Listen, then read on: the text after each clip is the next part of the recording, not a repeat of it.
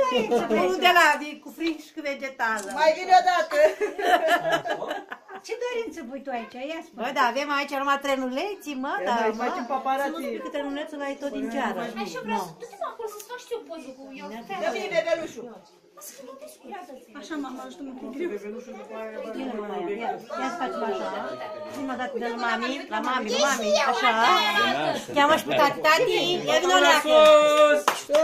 Tati, tati, vină încoa. Hai, stai mă să le fac și eu o poză aici de family.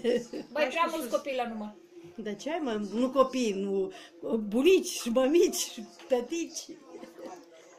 Tata, ai născut o poză. Da, nu merge.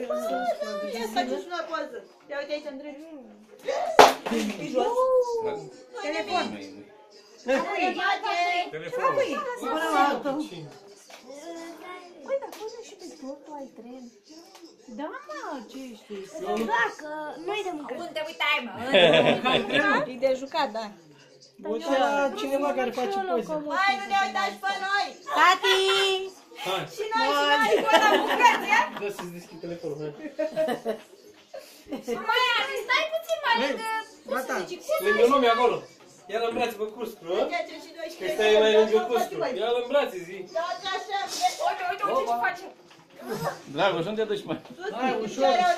Gata, mami, fac poze.